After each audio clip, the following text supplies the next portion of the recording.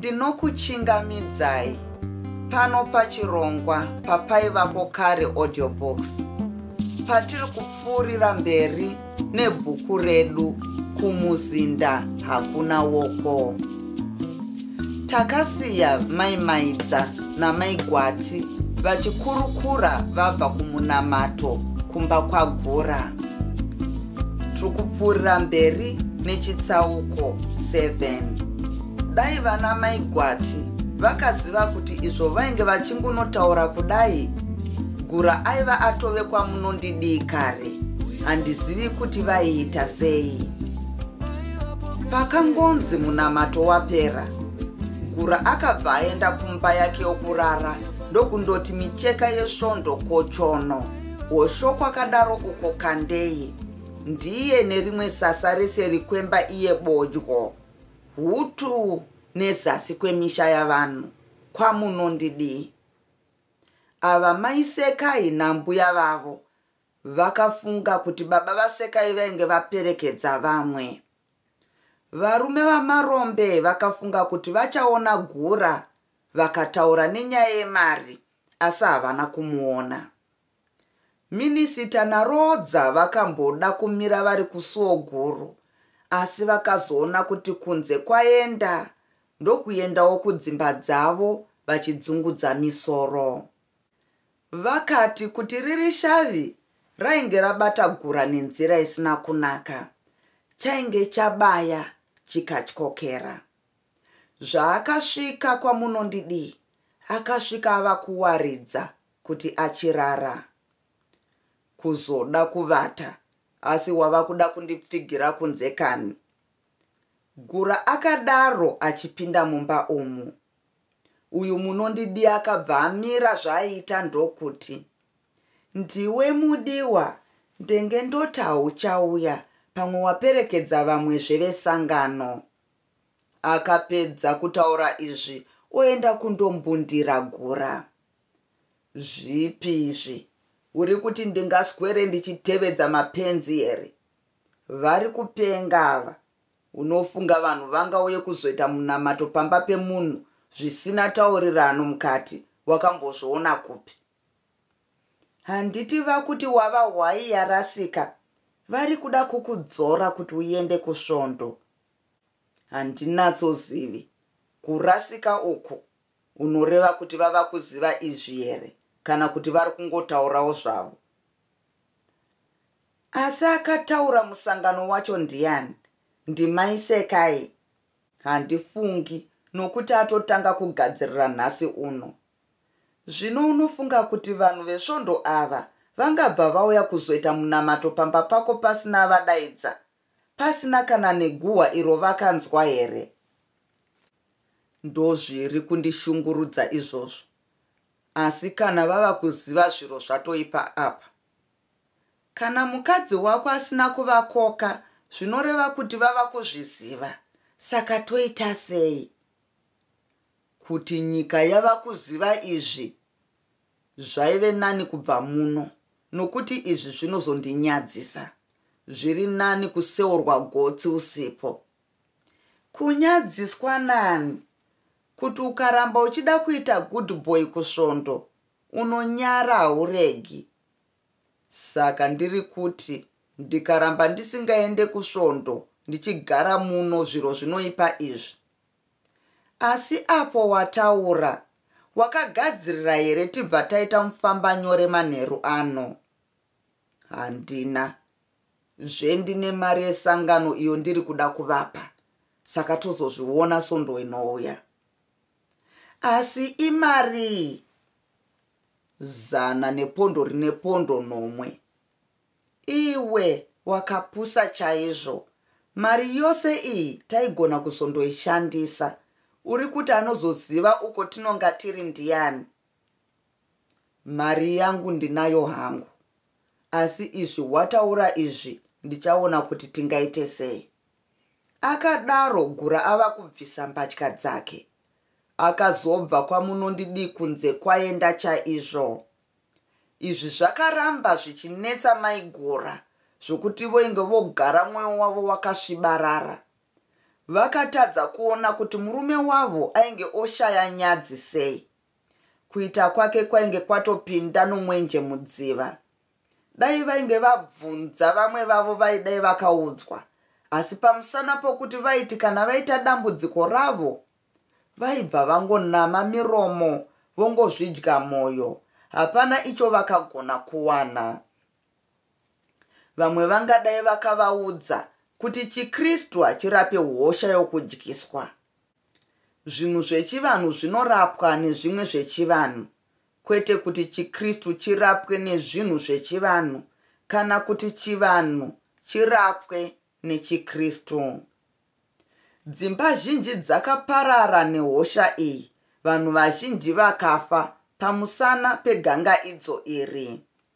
Kubvira kurangana uko vainge vaitana munondidii, Gura akabva amirira zuva rokutiza mukumbo iri. Vakamirira kudai. Pakaitika rimwe ganga idzo rakabva rarovera zai ramatadzo avo padombo. Iye namunondidii ndokusara vari pachena. Izvi zvakaitika magwere asviba muminda. Kwainge kwava nakamhare zvishoma mudunhu rechinhehwa iri. Mumera muminda wainge urimo zvokuti vanhu vainge votarisira maguta. Vamwe ndivo vainge votenda maruva avashakata. Apo zuva rakambopisa, pane ino nguva mwedzi wainge wagara pweredzo kaida kutamba ngoma, dzapedza kudya mumanheru kana kusina minamato. Zvichinguno kudai, mumwe musi munondidii akasangana nemumwe murume uyo ainge ambogara naye kuimwe purazi, apo murume wake akanga afa. Pamusana pokuti muchinda uyu aiva asisina mari, munondidii akabva atuta kwake ndokuoneka. Asi musi uno uyu, mbatya idzo ainge akapfeka dzainge dzichiratidza kuti pane uko ainge andofukunura. Muchinda uyu, Zuda, akaudza munondidii kuti ainge apedza mazuva achimutsvaga kwazvo, nokuti ainge achiri kumuda. Munondidii akamboti zii kunyarara. Akazotanga kutonongora muchinda uyu, nokuti aiva amufuta.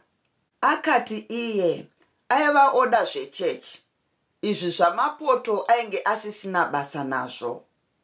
Akaenderera ndokutizve aiva oda kutowanikwa, zvokuti muchinda uyu aiva asisina mukana wokumuroora. Zuda aiva akateerera hake zvese izvi. Izwi rimwe nerimwe raikanda kamhodzi kehasha mupfungwa dzake.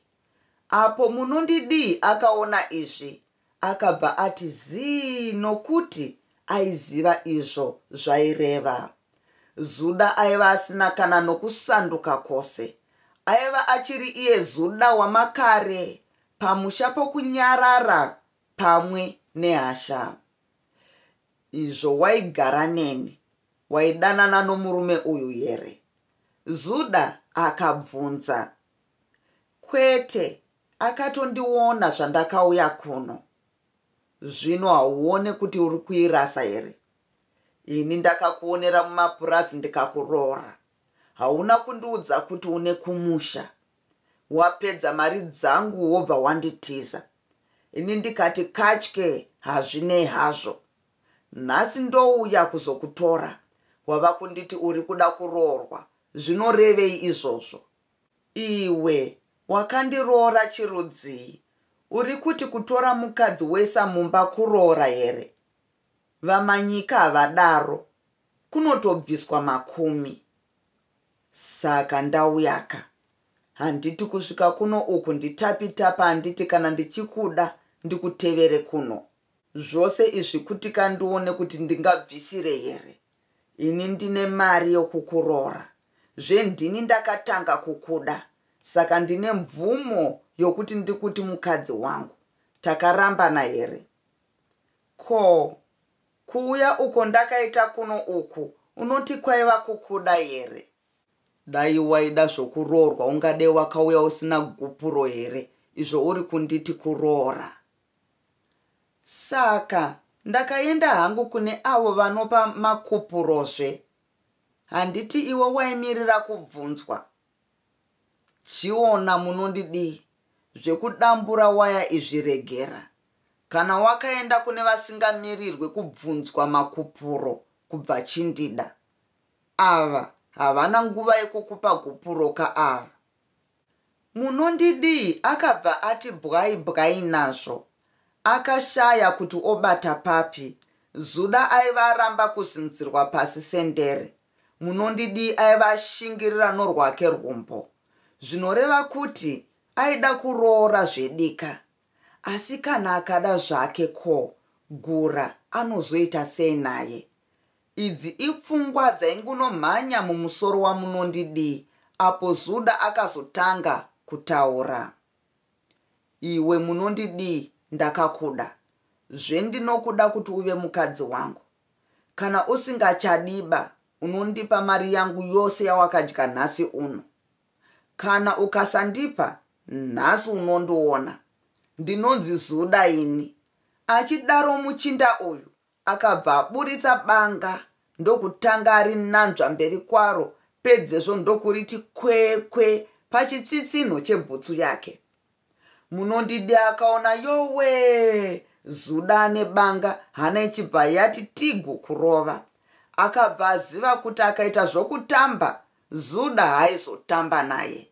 Aizonyadziswa akashaya zvokuita. Akati dhuu kufunga, akaona kuti zvaiva nane kuti ashatirise Gura pana Zuda. Gura aiva murume womunhu, zvokuti aizonyin'ara achipima. Ndati chisarudza zvaunoda ndaneta manje. Ko, zvehasha ndozvinei, iwe wati uri kuda kundiroora munyai wako ari kupi? Paakanzwa izvi, Zuda akabva aziva kuti zvinhu zvainge zvoda kutoreka, ndokubva ati banga rake muhara marondo, munhu ndokubata muchiuno make. Ndaitika nditange ndakuona kuti tironge zviro, ndozotumira munyai. Ko, ndikati ndichiri kuda zvokuroorwa newe, unouya rini? Svondo inouya, ndinobva ndatumira majasi zvese. Asi handiti uri kuda kudzokera nhasi uno. Ndinodzoka nei? Hauzivi kuti kwamagobeya hakusviki mabhazi here? Ini handigone kuti ndigare newe pano, nokuti ndava mai voruwadzano. Vamwe vangu vakakuona pano ndinoti inewe. Vanobva vafunga zvakawanda chaizvo. Saka iwe wotondotsvaga kwokuti ungandonovata. Iwe, handiti unondida here? Kana vanhu ava vakandiona unovatika ndiye murume wangu. Murume wangu? Vanogoti murumei anoita zvokunyuka. Ndinoti, ko, tikadai izvi. Ini ndoenda zvangu kumagurosa uko, ndonogarako kusvika kwasviba, ndozouya zvangu. Mangwana makuseni ndofuma kuenda, pakadini apa. Ko, ukanoonekwa uchibva pano? Kuonekwa naniko? Asi murume uyo wataura ari kugara pano kani? Aiwa, anouya namazuva. Vanhu vakamuona ari pano unoti ndiani? Haasati amboonekwa ari pano apa. Asi anouya hakeka. Eye, zvino ini ndinoonekwa sei?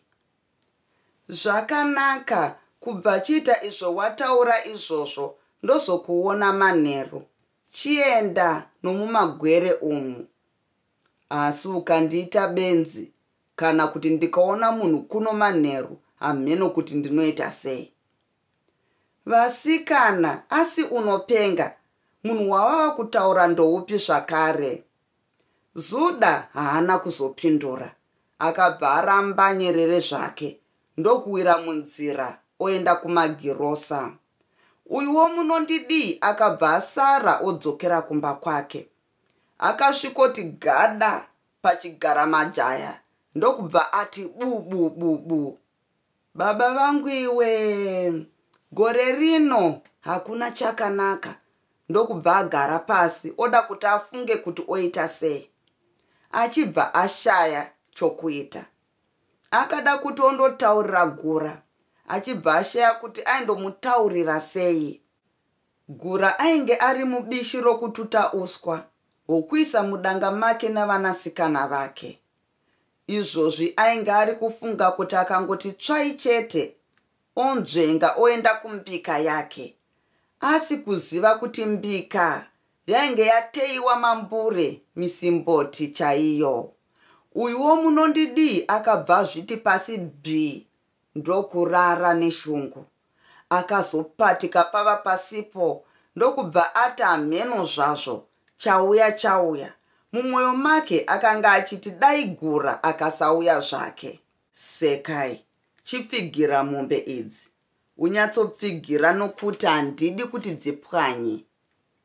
Gura akataurira mwanasikana wake iye ndokuenda kumba. Kumba uku akasvikopiwa mvura yokuti ageze muviri somunhu ainge aswera achidikitira. Apedza kushamba ndokunzwa zviri nani. Nguva iyi mukadzi aiva ari mubishi rokukanga mazai. Rwainge rwuri upwapwapwa mumba yokubikira. Akagadzirira murume wake svutugadzike. Iyi ndiyo nguva yakasvikawo vanaSekai ndokufanoona nozvomuriwo wavo. Ava mai vari kushenyairawo nokwavo. Apo zviro zvamaiSekai izvi zvakaibva zvakaiswa mutireya ndokufidigirwa nakachira kesirika kainge kakati mbee kuchena ndokuendesera Gura. Ndokuona mumba murume wakandiisa rini. Yainge yangova nzvimbo chete. Akadongorera kunze ndokuona kuine dima rakati ndoo kusviba. Akambomira ndokumirira achiti achanzwa munhu kuti pindikiti. Asi baba vaSekai havana kuuya. MaiSekai vakabva varangarira kwaainge aenda. Shungu ndokuvaputira, mukadzi ndokuti pamubhedha chika. Ashaya zvokuita. Iyo misodzi ichingunoyerera zvayo. Gare shungu dzakaderera, munhu ndokufunga zvokuti atevere. Zuda akaenda kuzvitoro zvainge zviri nechokumavirira kwemba dzavana Gura. Somunhu aisanyatsa kuziva nezvenyika iyi, akasvikomira zvake pamusuwo wechitoro ndokuongorora zvake vanhu vaitsika pfonda muchitoro ichi. Muridzi wechitoro Bhura aiva ari seri kwekaunda achiisa mhanzi yaingunotsikwa navanhu vechidiki vaiva muchitoro umu. Vanhu vaitamba apo vakazoti kapu vakaona kumusuwo kumire chino chirume chipfupi chakasvika kwazvo. Chainge chiri chimunhu chakatsvinda, chete kutoti mbatya dzacho dzaisava dzamachira anonwisa mvura. Aiva ana maoko ainge mapango, iko kuuso kwake kuchirema namadzvanzi aiveko. Shangu dzake dzainge dzotsika norutivi. Vanhu ava vakangoti kapu vakati ndezvemasango hazvitevedzwe. Zvakazozorora vapfundi ava. Zuda akazopinda muchitoro ndokutenga zviro izvo aida. Akatenga shuka, mbatya, marokwe maviri amadhora masere neshangu dzacho. Ati mirei, akayeuka chingwa namasamba ndokutenga marofu 5 neingweti yake, zvidimbu 9. Akapinda musiraha yaivepo ndokutenga nyama.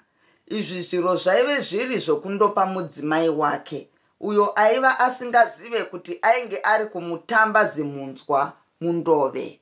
Zuda akagara nezvinhu zvake muchitoro umu kusvika mopfigwa.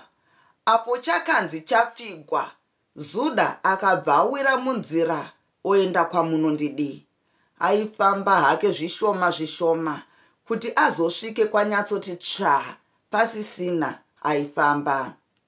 Iyi ndiyo nguva Gura akapedza kugeza afunga zvekundonzwa kumariva ake. MaiSekai havana kuudza vana vavo uko vainge vari kuenda. vakangosiya vavaudza kuti vafane kushanda. Vana kuti vabvunze vachibva vatya, ndokusara vachishanda zvavo. Vachingoti murusvingo rwomusha wavo dambu, mai Sekai vakabva vaona chinhu chaitena-tena rima mberi kwavo. Vakapfugama ndokuringa zvakare vakaona. Ai, ingava ita rombo rakanaka. Munhu wavaida aiva achiri munzira. Aiva asati asvika. Saka vakatanga kufamba zvishoma vachitevera mumashure make. Gura haana kuziva kuti nhasi midzimu yavatugogo yaiva yadambura mbereko. Kumashure kwake kwaiva pasi paiva pamera ziso. Zvaakanga abuda mumba, aiva aenda nokudanga kuti andoona kuti mombe dzainge dzapfigirwa zvakanaka here.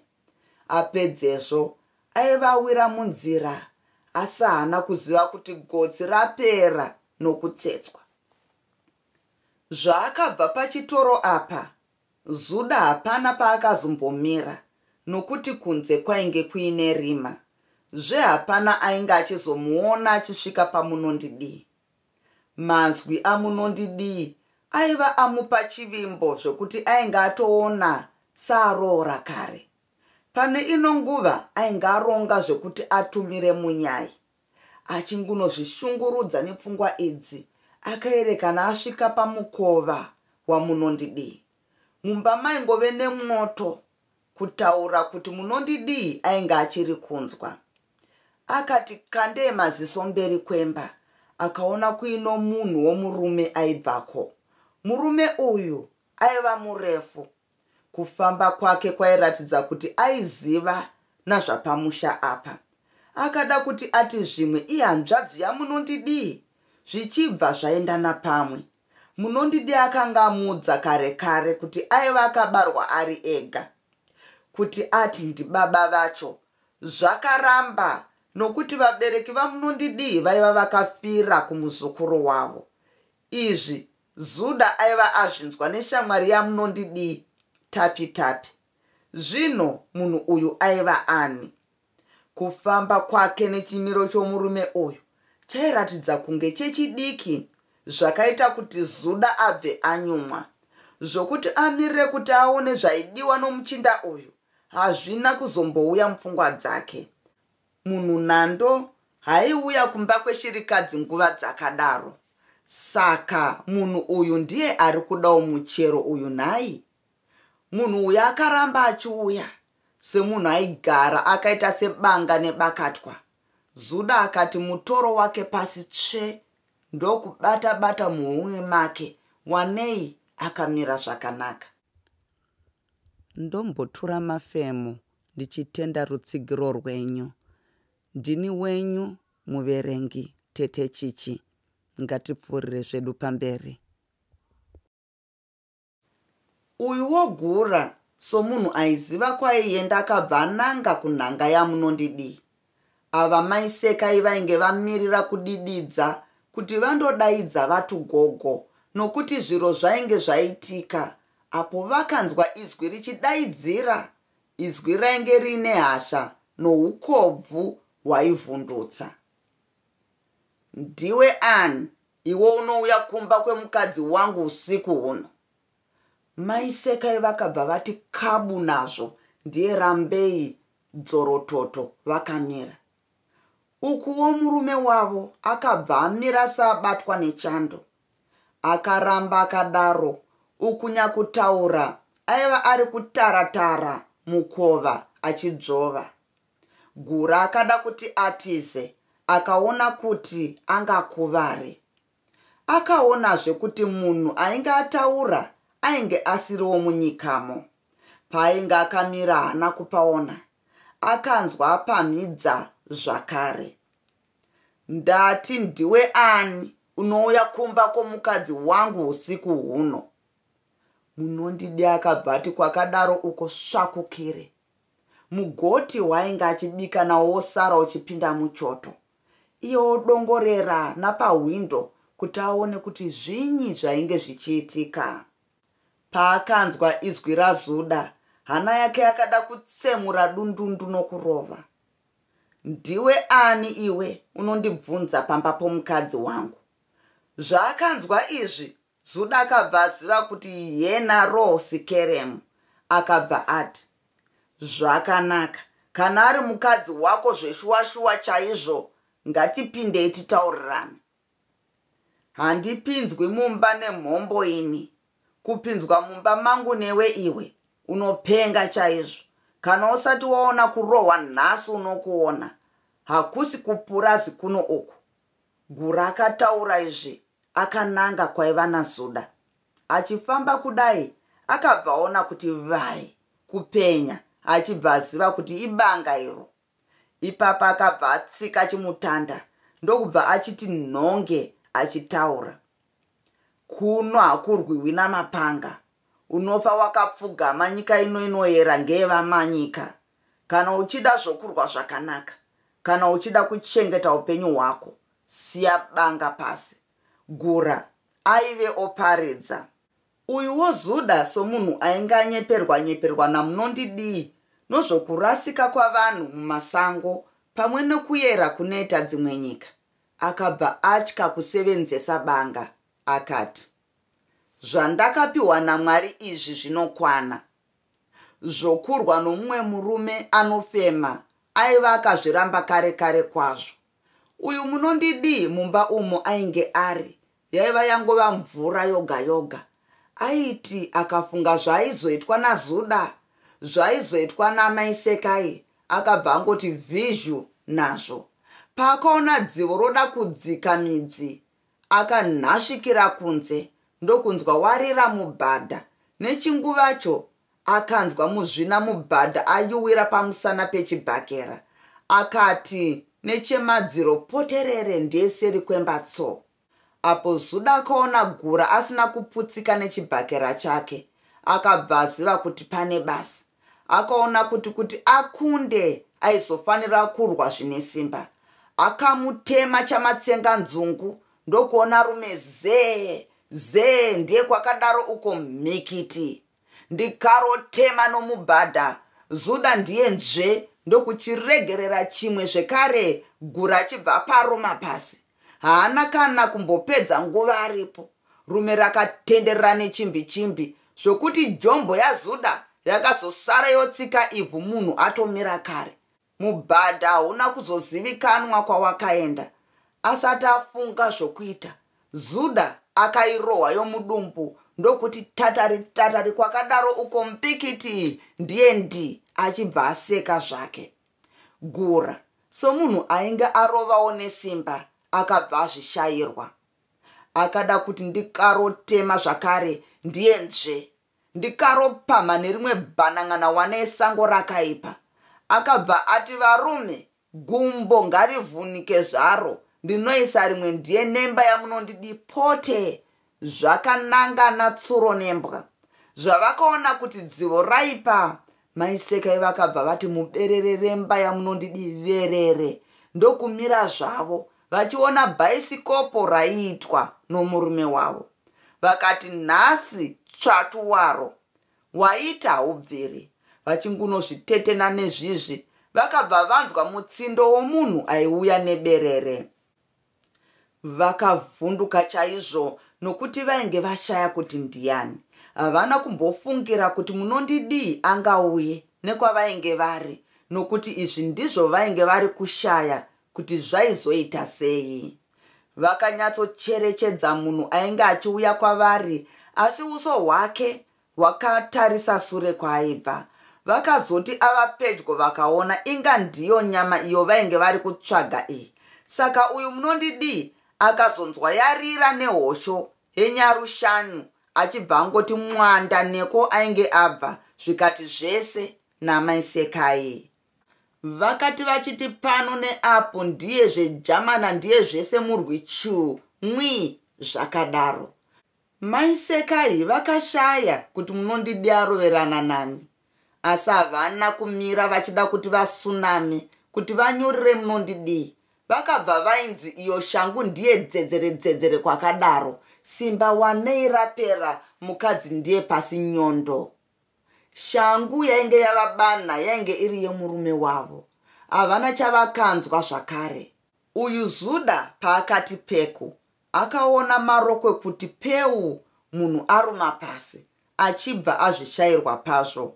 Akati pasi gu achibva aona inga vanhu vaya vari pamwe.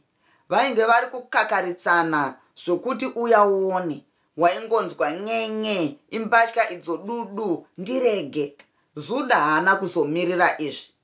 Akavaregerera shangu dzinokwana 4 vachibva vati simu ndiye mwanda, iye ndokuti nemurume wacho name. Pano napapo ndare, murume ari muvhu. Ndikarosimuka achibva aradzikwa nechimwe chenyarushanu. Ndipamhezve achibva ainzi ino shangu nokuno kumagaro uku, achibva ati nyondo nomutsipa, wanei munhu adayira otanga kuombera. Evo, ndiregererewo changamire. Ndine mhuri, ndiye simu hutu. Zuda akasara kwamambabvu nokuseka. Akazototi pava paya ndokubva atanga kufamba, odzokera kwainge abva nako. Akasvikopinda mumba mamunondidi, akabva awana musina munhu. Akabva ati pasi gwe, otanga kufunga. Dai akati poterere neseri kwemba, aidai akaona maisekai, vachangomukawo kubva kuhope dzeshangu iyo vainge vapiwa. Vakasimuka ndokumbodzadzarika nokuti vainge vachineka dzungu.